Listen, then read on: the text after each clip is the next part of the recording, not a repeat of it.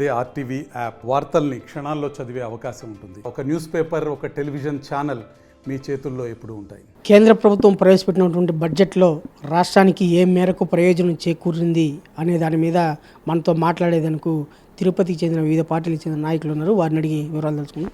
Sir, ఇవాళ కేంద్ర ప్రభుత్వం ప్రవేశపెట్టిన బడ్జెట్ రాష్ట్రానికి ఏ విధంగా న్యాయం జరుగుతుంది, న్యాయం జరిగేలా ఉంది, అన్యాయం జరుగుతుందా, ఎలా భావించాలి సార్? గత 5 సంవత్సరాలుగా ఆంధ్రప్రదేశ్కు న్యాయం జరగలేదు. ఆనాటి ముఖ్యమంత్రి జగన్మోహన్ రెడ్డి ఏ విధంగా ఆయన ప్రవర్తన కానీ ఆయన యొక్క కేసుల కోసం, కేసుల నుంచి బయటపడడం కోసమే కేంద్రంతో ఆయన ప్రతిసారి వెళ్ళినా కూడా ఆయన కేసులు, అదేవిధంగా బాబాయ్ హత్య కేసులు, దీనిల విషయమే మాట్లాడుతూ వచ్చింది మనం చూసాం. కానీ ఈరోజు శ్రీ నారా చంద్రబాబు నాయుడు గారి మార్కు ఈరోజు దేశ చరిత్రలోనే ఎన్నడూ లేని విధంగా ఒక ఢిల్లీలో ఈరోజు ప్రవేశపెట్టిన బడ్జెట్ చూస్తూ ఉంటే ఒళ్ళు పులకించిపోయే విధంగా అమరావతి రాజధాని కంటిన్యూ అవుతుందని ఆర్థిక శాఖ నిర్మలారామన్ చెప్పడం, అదేవిధంగా దానికి సంబంధించి 15,000 కోట్ల రూపాయలు నిధులు ఇవ్వడమే కాకుండా ఇంకా కూడా అదనంగా కూడా పెట్టడానికి సంసిద్ధంగా ఉంది కేంద్ర ప్రభుత్వం అని ఈరోజు పార్లమెంటు సాక్షిగా చెప్పిందంటే దాని వెనుక చంద్రబాబు నాయుడు గారు ఎంత కృషి ఉందో ఆంధ్రప్రదేశ్ ప్రజలు ఈరోజు దాన్ని చూసిన వెంటనే కూడా నిధులు విడుదల అయిన వెంటనే కూడా తెలుసుకోవడం జరిగింది. అదేవిధంగా పోలవరం ప్రాజెక్టుకు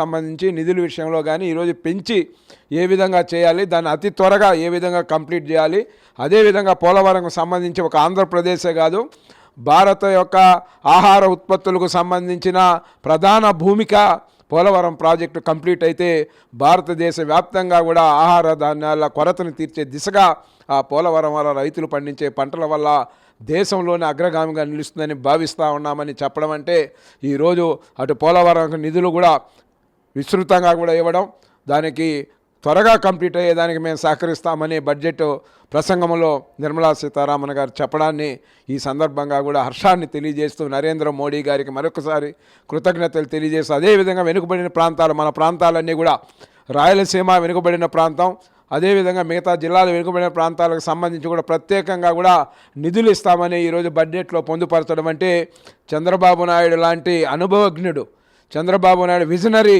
ఏ విధంగా ఈ రాష్ట్రం కోసం అహర్నిశలు కష్టపడి ప్రభుత్వం వచ్చి ఈ రోజుకి 40-45 రోజులు కూడా అయినా కూడా కేంద్ర ప్రభుత్వాన్ని ఒప్పించి మెప్పించి భారీ ఎత్తున నిధుల వరద ఈరోజు ఆంధ్రప్రదేశ్కి వస్తూ ఉందంటే అది చంద్రబాబు నాయుడు గారి విజనరీ అని కూడా ఈ సందర్భంగా కూడా తెలియజేస్తూ, ఈ 5 సంవత్సరాల కాలంలో ఈరోజు అప్పుల ఊబిలో నెట్టేసిన జగన్మోహన్ రెడ్డి ఒక పక్క మనం చూస్తాను ఈ విధంగా ప్రవర్తిస్తూ ఉన్నాడు. ఈ రాష్ట్రాన్ని తలెత్తుకోలేకుండా ఏ విధంగా లాండ్ ఆర్డర్ ప్రాబ్లం కానీ, ఈ హత్యలు కానీ, ఏ విధంగా ఆత్మహత్యలు చేసుకునే విధంగా కానీ, ఏ విధంగా పోలీసులు అడ్డం పెట్టుకొని రాక్షస పాలన, గతంలో మనం రావణాసురుడు పాలన అవన్నీ చూడలా, కానీ రావణాసురుడి కన్నా మించిన పరిపాలన ఈరోజు జగన్మోహన్ రెడ్డి 5 సంవత్సరాలు అందించారు.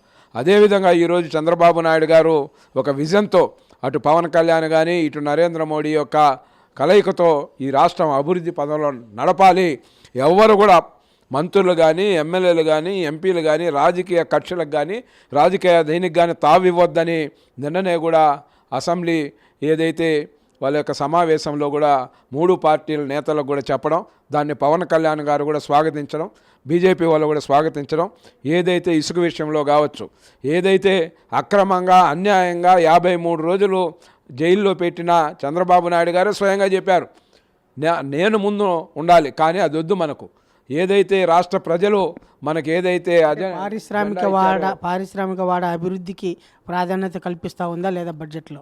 ఖచ్చితంగా కూడా చెప్పిన ఏదైతే విభజన హామీల్ని తూచా తప్పకుండా ఇంకా ఎక్కువ హామీలు నెరవేర్చే దిశగా కేంద్ర ప్రభుత్వం ముందుకొస్తుందని ఏదైతే కేంద్ర ఆర్థిక శాఖ మంత్రి నిర్మలా సీతారామన్ గారు చెప్పడం, దీన్ని కూడా ఆంధ్రప్రదేశ్ ప్రజలు వరాల పంట ఈరోజు బడ్జెట్లో వచ్చిందంటే అది చంద్రబాబు నాయుడు గారి యొక్క కృషి ఫలితమని కూడా ఈ సందర్భంగా కూడా తెలియజేస్తూ, మళ్ళీ భారతదేశంలో ఏ రాష్ట్రంలో జరగని విధంగా ఇక్కడ అభివృద్ధి జరుగుతుంది.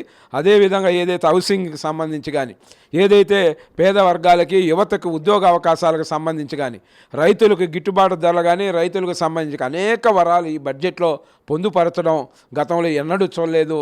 ఈరోజు ఏదైతే నరేంద్ర మోడీ గారు కూడా ఈరోజు ప్రజల యొక్క, పేద ప్రజలు, రైతులు, ఉద్యోగస్తులు, యువత, ఈ విధంగా అందరి యొక్క వాళ్ళ యొక్క దీన్ని దృష్టిలో పెట్టుకొని బడ్జెట్ రూపకల్పన చేయడం జరిగింది.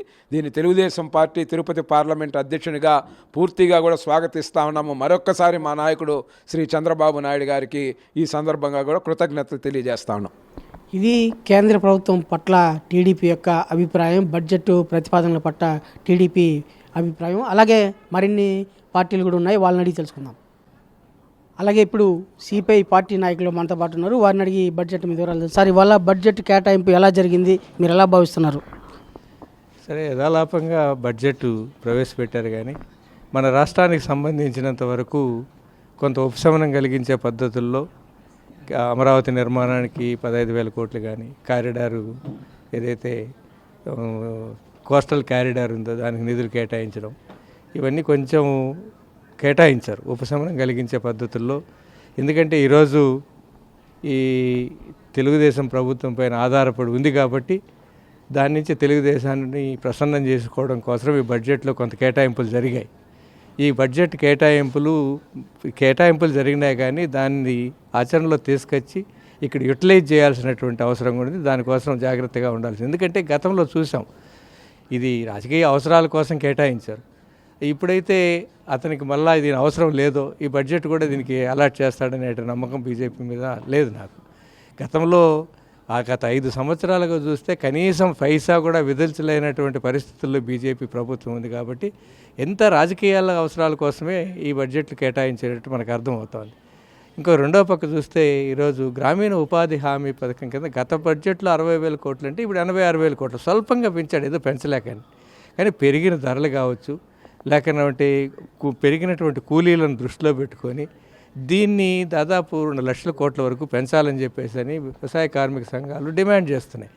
ఆ పెంచిన దానికి అనుగుణంగా ఈరోజు ఈ బడ్జెట్ కార్మికుల కోసం పెంచలేదు. దాన్ని బట్టే చెప్తోంది ఇది కార్మికుల వ్యతిరేకమైనటువంటి బడ్జెట్ అనేది. రెండోది, కార్మిక సంఘాలు చాలా రోజుల నుంచి పోరాటం చేస్తున్నాయి. ఒక కార్మికులు, అసంఘటిత రంగ కార్మికులు ఈ దేశంలో 45 కోట్ల నుంచి 50 కోట్ల మంది కార్మికులు ఉన్నారు. అంటే దాదాపు జనాభాలో 40% ఉన్నారు. వాళ్ళు పెద్ద ఎత్తున వాళ్ళ సేవలు కూడా దేశ అభివృద్ధికి ఉపయోగపడుతున్నాయి. అలాంటి కార్మికులకు సంబంధించినటువంటి వాళ్లకు ఈ బడ్జెట్లో వాళ్ళ ఊసే లేదు. ఆ కార్మికులు నెగ్లెక్ట్ చేయబడ్డారు. రెండోది ఏంటంటే వెల్ఫేర్ మెజర్స్, సాంఘిక సంక్షేమానికి సంబంధించి అరాకొదో నిధులే చేశారు. తర్వాత వైద్యానికి సంబంధించి ప్రధానమైనది విద్యా వైద్యం, కావాల్సినటువంటి మౌలికంగా కావాల్సినటువంటి ఏవైతే ఉన్నాయో ఆ మనిషికి అవసరమైన ఏవైతే ఉన్నాయో విద్యా వైద్య రంగాలపైన నామమాత్రం కేటాయింపులు మాత్రమే ఉన్నాయి.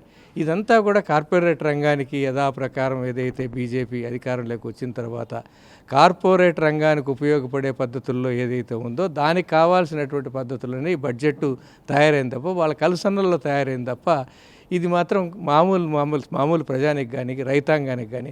అదేవిధంగా రైతాంగం అంత పెద్ద ఎత్తున ఆందోళన చేశారు. ఈరోజు వాళ్ళు కనీసం మినిమం ప్రైస్, మాకు కనీస మద్దతు ధర కావాలా అని చెప్పేసి అనేటువంటి పద్ధతుల్లో అడుగుతున్నారు. రైతాంగానికి కావాల్సిన కనీస మద్దతు ధర ఇవ్వడానికి కావాల్సిన ధర నిర్ణయించడానికి కావాల్సినటువంటి ప్రతిపాదనలు కూడా దాంట్లో ఏం పెట్టాల.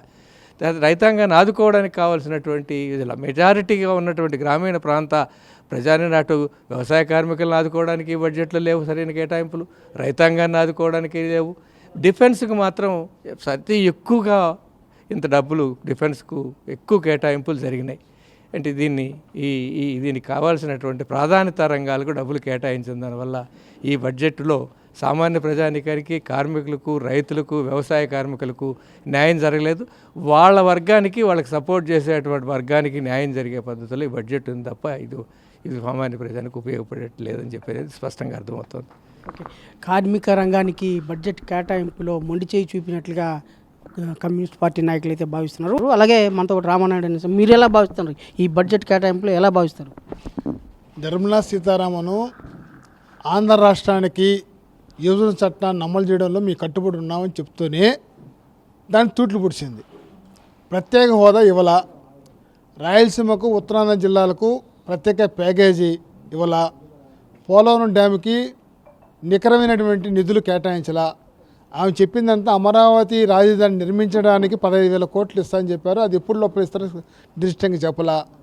రాయలసీమ లాంటి ఎన్నుకబడిన ప్రాంతాలకు ప్రాజెక్టుల కోసమో, పరిశ్రమల కోసమో, విద్యా వైద్యం కోసమో డబ్బులు ఇస్తానని చెప్పలా.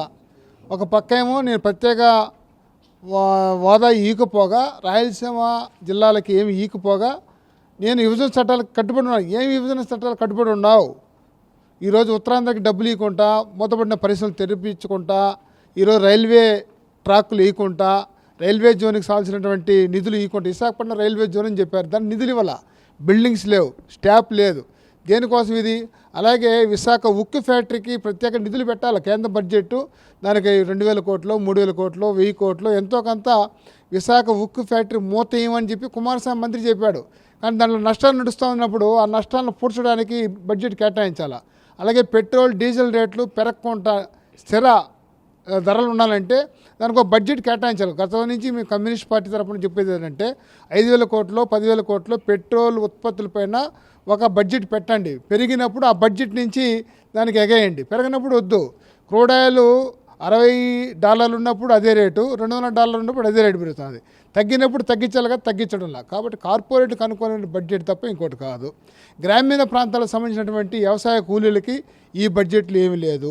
గ్రామీణ ప్రాంతాల్లో ఉన్నటువంటి ఇళ్ళు కట్టుకోవడానికి ₹1,00,000 ఇచ్చేది కదా, ₹5,00,000 ఇవ్వమని చెబుతారు, దానికోసం ఏమీ లేదు.